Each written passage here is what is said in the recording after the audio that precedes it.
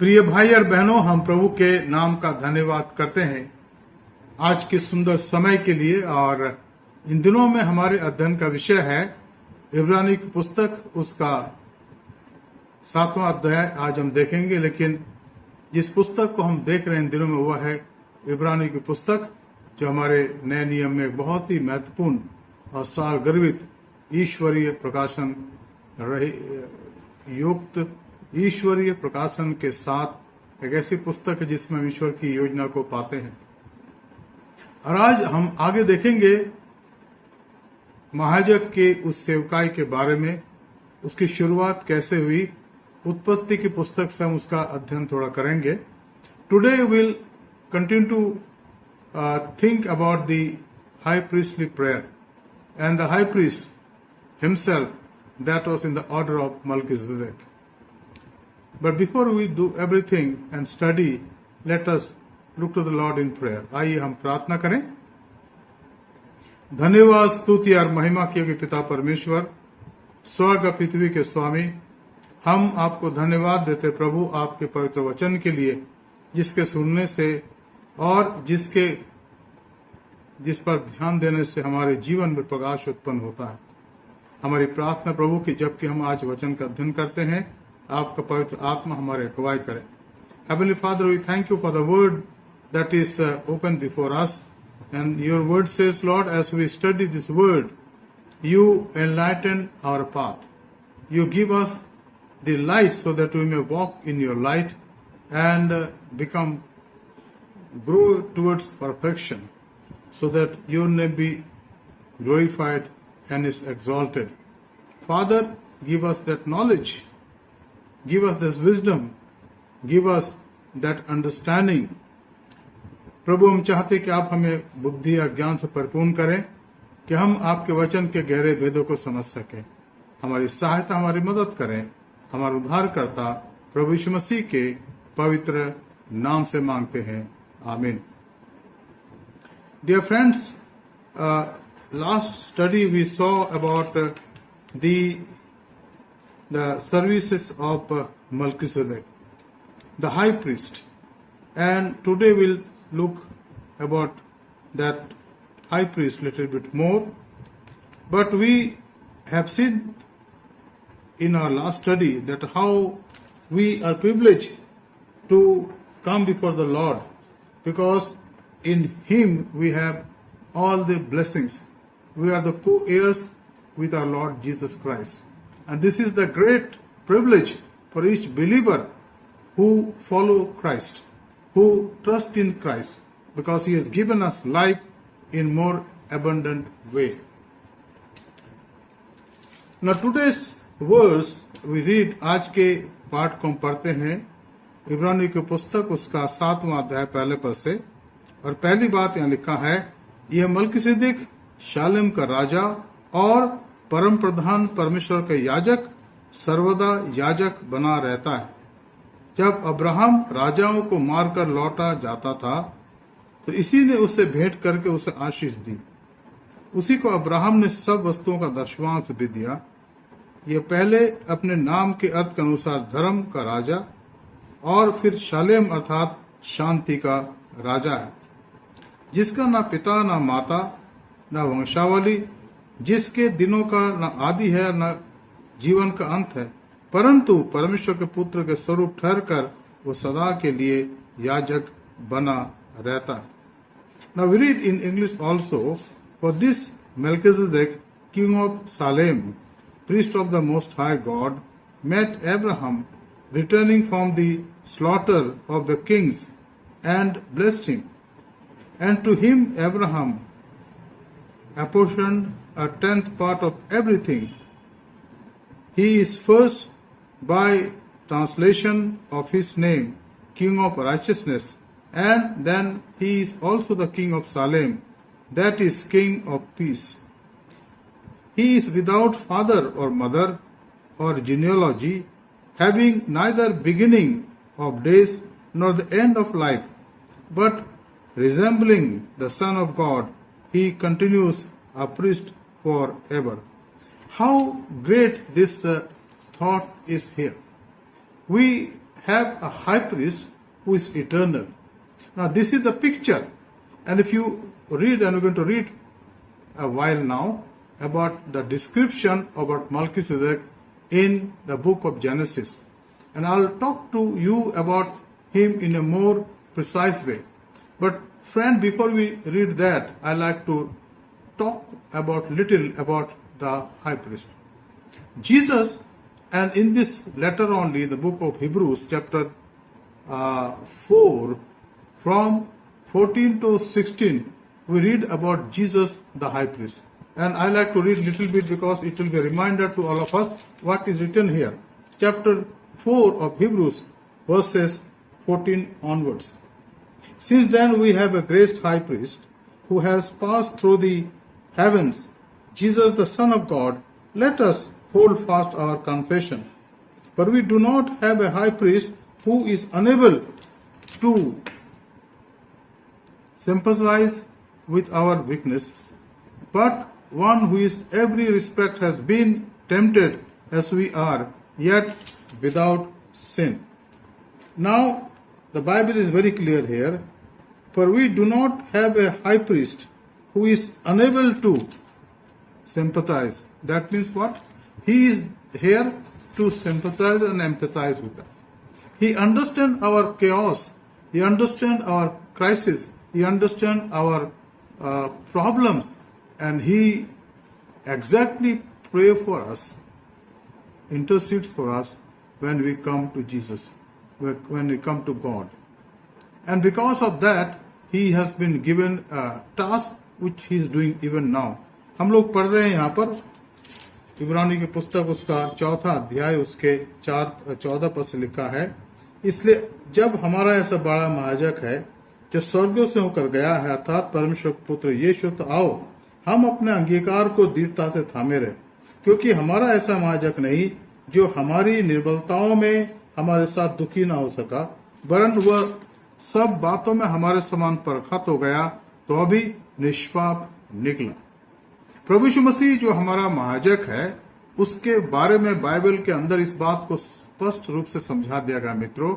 It's been completely and clearly it is written here that Jesus Christ, who became human being, had to go through the real challenges of life.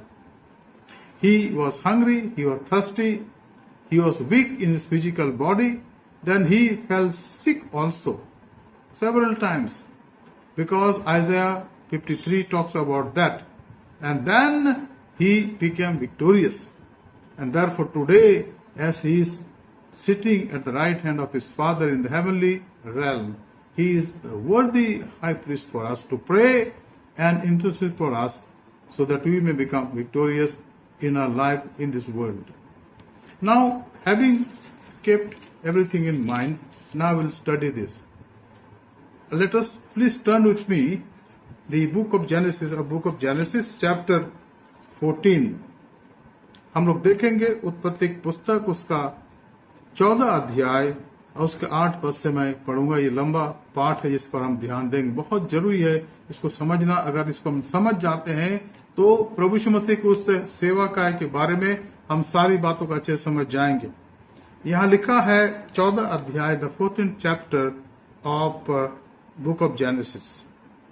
तब सदोम, अमोरा, अदमा, Zeboiim और बेला और sober भी कहलाता है, इनके राजा निकले और सिद्दीम नामक तराई में उनके साथ युद्ध के लिए पांति बांधी, अर्थात एलाम के राजा कर्दुली ओमेर, गोइम के राजा तिदाल, शिनार के राजा अमरपेल और एल्लासार के राजा अरियोब। इन चारों के विरुद्ध उन पांचों ने पांति बांधी। सिद्दीम नाम तराई में जहां लासार मिट्टी के गड़े ही गड़े थे, सदोम और अमोरा के राजा भागते भागते उनमें गिर पड़े और जो बचे हुए पहाड़ पर भाग गए। तब वे सदोम और अमोरा के सारे धन और भोजन वस्तुओं को लूट लाट करके चले गए। और अब्राम का भतीजा लूत जो सदोम में रहता था, उसको भी धन समेत वे लेकर चले गए। तब एक जन जो भागकर बच निकला था, उसने जाकर इब्री अब्राहम को समाचार दिया। अब्राहम तो एमोरी ममरे, जो एश्कलोन और आनेर का भाई था, उनके बांझ वृक्षों के बीच में रहता था। और ये लोग अब्राहम के संग वाचा बांधे हुए थे। यह सुनकर कि उसका भतीजा लूत बंदी बना लिया गया है, अब्राहम ने अपने 318 शिक्षित युद्ध कौशल में निपुण दासों को लेकर के, जो उसके कुटुंब में उत्पन्न हुए थे, अस्त्र शस्त्र धारण करके दान तक उनका पीछा किया और अपने दासों के अलग अलग दल बांधकर रात को उन पर चढ़ाई करके उनको मार लिया और होबा तक, जो दमिश्क के उत्तर की ओर है, उनका पीछा किया और वो सारे धन को और अपने भतीजे लूत और उनके धन को और स्त्रियों और सब बंदियों को लौटा ले आया। जब वह करदोला ओमेर और उसके साथी राजाओं को जीतकर लौटा ले आता था, तब सदोम का राजा शाबे नामक तराई में, जो राजा की तराई भी कहलाती है, उससे भेंट करने के लिए आया। तब सालेम का राजा मलकीसिदक, जो परम प्रधान का याजक था, रोटी और दाख मधु लेकर आया और उसने अब्राहम को यह आशीर्वाद दिया, परम प्रधान ईश्वर की ओर से, जो आकाश और पृथ्वी का अधिकारी है, तू धन्य हो और धन्य है परमेश्वर परम प्रधान ईश्वर, जिसने तेरे द्रोहियों को तेरे वश में कर दिया है। तब अब्राहम ने उसको सब वस्तुओं का 10वांश दिया। अब यहाँ पर इस बात को हमें बहुत अच्छे से जानना है कि ये जो वास्तविक घटना किस प्रकार से हुई। Read about this story that is depicted here in this book of genesis chapter 14, and I like to read few verses from this chapter. Genesis chapter 14 verse 8 onwards. Then the king of Sodom, the king of Gomorrah, the king of Admah, the king of Zeboim, and the king of Bela, that is Zoar, went out, and they joined battle in the valley of Sidon with Cherodal Amar, king of Elam, Tidal, king of Giom, Amarpel, king of Shinar, and Enrioch, king of Elsar, 4 kings against 5. Now the valley of Sidon was full of bitumen pits, and as the king of Sodom and Gomorrah fled, some fell into them, and the rest fled to the hill country. So the enemy took all the possessions of Sodom and Gomorrah and all their provisions and went their way. They also took Lot, the son of Abraham's brother, who was dwelling in Sodom, and his possessions and went their way. Then one who had escaped came and told Abraham, the Hebrew, who was living by the oaks of Mamre, the Amorite, brother of Eshcol, and end of Aner. These were allies of Abraham. When Abraham heard that his kinsmen had been taken captive, he led forth his trained men born in his house, 318 of them, and went in pursuit of far as Dan. And he divided his force against them by night, and his servants, and defeated them and pursued them to Hobah, north of Damascus. Then he brought back all the possessions, and also brought back his kinsman Lot with his possessions, and the women and the people. Now this is the story, and then we also read little bit after he returns from the defeat of Kedorlaomer and the king who were with him. The king of Sodom went out to meet him at valley of Sabeh, that is the king's valley. And Melchizedek, king of Salem, brought out bread and wine. He was priest of God Most High, and he blessed him and said, Blessed be Abraham by God Most High, possessor of heaven and earth, and blessed be God Most High, who has delivered your enemies into your hand. Now these are very, very important description, friend, and we to really know and understand some of the important things that are connected with this.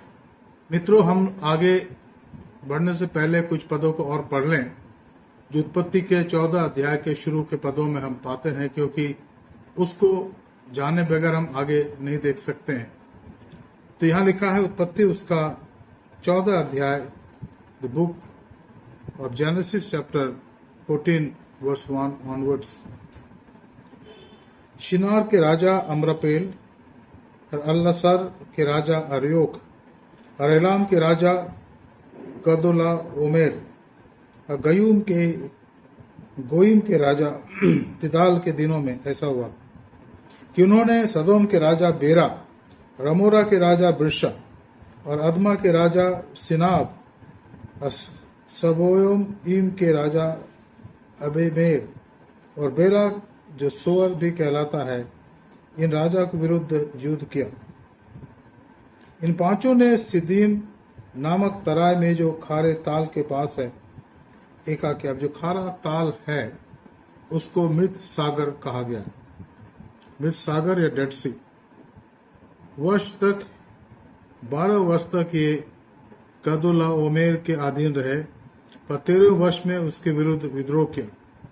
14वें वर्ष में तो कदोला ओमेर उसके संगी राजा आए और अस्तोरत्कनम में रपाइयों को और हाम में जूजियों को और शाबे कियातेम में एमियों को और सईद नामक पहाड़ पर हिरियों को मारते मारते उस एल्पारान तक जो जंगल के पास है पहुंच गए। वहां से वे लौटकर एनमी शपात को गए जो कादेश भी कहलाता है, और अमालेकियों के सारे देश को, उन एमोरियों को भी जीत लिया जो हस सोनता मार में रहते थे। और इसके आगे हमने 8 पद से आज सब कुछ देखा। तो यहाँ मित्रों हमें जो मुख्य बात समझनी है वो ये है कि इस लड़ाई के समय जो सदोम के और बाकी राजाओं के खिलाफ यहाँ पर किया गया, ये लड़ाई जो हुई, उसमें जब सदोम के अंदर जो लूत जो अब्राम या अब्राहम का भतीजा रहता था उसको भी उन्होंने लूट लिया। और इसके बारे में जब कोई भाग कर गया और अब्राम को समाचार दिया, अब्राम तो लिखा है यहाँ पर 13वें पद में लिखा है कि वो तो एमोरी ममरे जो एशकोल और अनेर का भाई था उसके बांझ वृक्षों के बीच में रहता था, और लोग अब्राम के संग वाचा बांधे हुए थे, क्योंकि अब्राहम एक बहुत ही शक्तिशाली व्यक्ति था और परमेश्वर के बुलाए वहां पर आया था, अपने आप नहीं आ गए। परमेश्वर ने कहा था कि जगह ये देश मैं तुझे दूंगा। तो अब्राहम को रहते रहते कुछ समय बीत गया था और तब इन लोगों ने उसके साथ वाचा बांधी थी कि हम तेरे खिलाफ ना तो कोई षड्यंत्र करेंगे ना तेरे साथ युद्ध करेंगे, हम शांति से रहना चाहते हैं, और उस शांति से रहने के बारे में उन्होंने वाचा बांधी। Dear friend, Abraham came from the land of Charles Sidney and he started living there. He was a foreigner, but he knew that God is going to honor him by giving this land, the nation, to him. And therefore, he was a mighty man and he was a rich man, and God has really blessed him. So these people who were living there, they made a covenant with Abraham that we live in peaceful manner. But then there was a invasion, invaded by some of the people, invaded Sodom and other places, all the other nations also, the small nations, and they started fighting. And what happened subsequently, there was people who were taken into captivity, and among them it was Lot also, the nephew of Abraham. तो Abraham को जब ये पता लगा, यहाँ लिखा है कि एक जन जो भागकर बच निकला था उसने जाकर इब्री अब्राहम को समाचार दिया और अब्राम कहाँ रहता था? एमोरी, ममरे, यश्कलोन और आनेर का भाई था, उनके 5 वृक्षों के बीच में रहता था। और ये लोग अब्राम के साथ वाचा बांधे हुए थे। और तब अब्राम लिखा है कि वो गया और उसने उनके साथ लड़ाई करी, और उसके साथ सैनिक कितने थे? लिखा 318 सैनिक, well trained, 318 jawans. They were lashed, they were ready with all types of arm, whatever they had.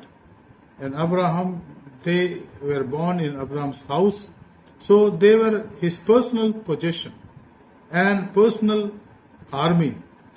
And they went with Abraham to fight and to liberate Lot and the booty and the women also and other people also. Now the fighting and the other description is here, but our intention is to study little bit about Melchizedek. And then we read, हम यहाँ पढ़ते हैं, जब वह कदरुल्ला उमेर और उसके साथी राजाओं को जीत कर लौटा जाता था। कौन? अब्राम। तब सदोम का राजा शावे नामक तराई में, जो राजा की तराई भी कहलाती है, उससे भेंट करने के लिए आया। और शालेम का राजा मल्कीसेदेक, जो परमेश्वर ईश्वर का याजक था, रोटी और दाख मधु लेकर आया। अब अगर आप थोड़ी देर अगर और यहाँ देख लें कि उसके बारे में क्या लिखा है यहाँ पर, और ये बहुत ही रोचक बात लिखी है, उससे हमारे सामने कई बातों का खुलासा हो जाता है। अगर आप वापस निकाल लें मेहरबानी से इब्रानी की पुस्तक उसका 7वां अध्याय, और यह देखिए क्या लिखा पहले पद से। यह मल्कीसेदेक शालेम का राजा और परम प्रधान परमेश्वर का याजक सर्वदा याजक बना रहता है। जब अब्राहम राजाओं को मारकर लौटा जाता था, तो इसी ने उससे भेंट करके उसे आशीष दी। उसी को अब्राहम ने अपने सब वस्तुओं का दशवांश भी दिया। ये पहले अपने नाम के अर्थ के अनुसार धर्म का राजा यानी धार्मिकता का राजा, और शालेम अर्थात शांति का राजा। अब यहाँ देखिए 3 पद में लिखा है कि उसका ना तो माता ना पिता ना वंशावली, जिसके दिनों का वो न आदि है और न जीवन का अंत है, परंतु परमेश्वर के पुत्र के स्वरूप ठहरकर वो सदा के लिए याजक बना रहता है। Now you read here verse chapter 7 verse 2 onwards. And to him Abraham apportioned a 10th part of everything. He is first by translation of his name King of Righteousness, and then he is also King of Salem, that is King of Peace. अब यहाँ पर जो मुख्य बात है मित्रों, उस बात को आप देखिए। जब अब्राम ने सदोम के राजा को छुड़ाया और अपने भतीजे को छुड़ाया और उनके द्वारा लूटे गए जो दूसरे राजा थे, जो उनके द्वारा लूटे गए वस्तुओं को वापस करा, तो ये व्यक्ति अचानक आता है, अचानक आता है। और यहाँ जो खास बात लिखा है कि उसका ना तो पिता और ना माता ना वंशावली है। किसका? मल्कीसेदेक का। यानी वो इस संसार का व्यक्ति नहीं था, वो स्वर्ग से आया था, लेकिन यहाँ पर मानव के रूप में प्रकट हुआ, और जिसको निश्चित रूप से अब्राहम ने आदर दिया, सम्मान दिया, और उसको अपने सारे कमाई का दशवांश दिया। परमेश्वर हमारे जीवन में यही चाहता है मित्रों कि हम कृतज्ञता पूर्वक धन्यवाद के साथ उसके सामने अपने भेंटों को रखें, और परमेश्वर उसको स्वीकार करता है।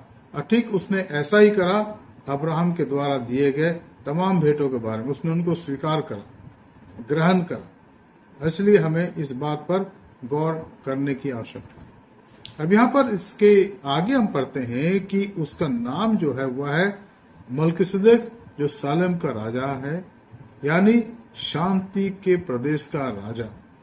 अब बाइबल में क्या कहा गया प्रभु यीशु मसीह के लिए? यीशु के लिए कहा गया, उसने कहा अपने लोगों को यूहन्ना के 14 अध्याय के आखिरी पदों में 25, 26, 27, 28 कि मैं अपनी शांति तुम्हें दिए जाता हूँ, वैसे नहीं देता जैसे जगत तुम्हें देता है। प्रभु यीशु मसीह शांति का देने वाला है मित्रों। Jesus is the giver of all peace Now, what is that peace? Again, this peace is a person. This is not merely an experience or a status, but this is a person, and this person name is Lord Jesus Christ. Today, many people talk about Christ, and they have their own rationales or reason to give that why he didn't save himself and let him accept it. He accepted that death on the cross of Calvary, the vicarious death. By his own choice, he accepted the death and died on the cross of Calvary. And then they buried him. He was in the coffin and they put him in the grave, and there he was only for a few hours. Only for a few hours. By that God shows his people. परमेश्वर हमें बताता है कि वो हमारे जीवन को जब हम सरेंडर करते हैं तो उसको नया बना देता है.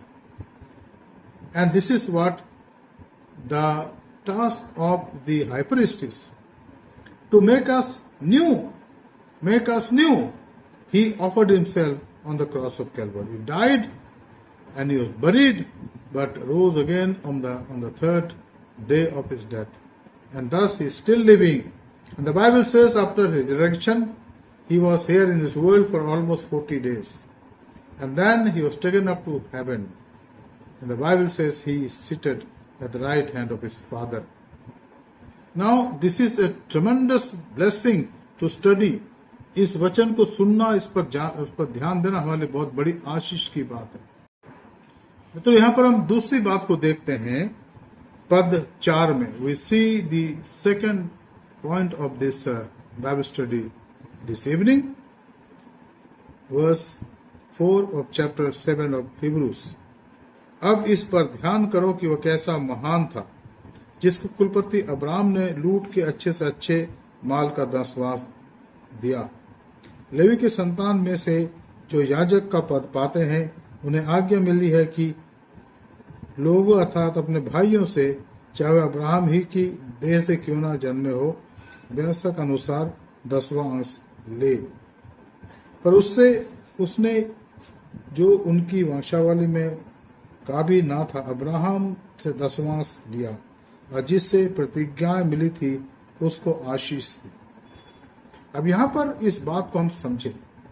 परमेश्वर ने हारून के वंश को महायाजक होने का काम दिया, और जो हारून लेवी गोत्र का था, मूसा लेवी गोत्र का था, और परमेश्वर ने उनको अधिकार दिया कि अपने लोगों के लिए प्रार्थना करें, और उनकी प्रार्थना सुनी जाती थी, आज ही सुनी जाती.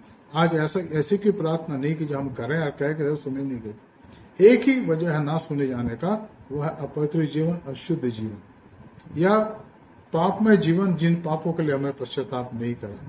तो इसलिए हम पर बहुत ही बड़ी जिम्मेदारी है कि हम वचन को जब पढ़ते हैं या पढ़ाते हैं, सिखाते हैं, तो हम उस पर चलें, उसको दिल से माने.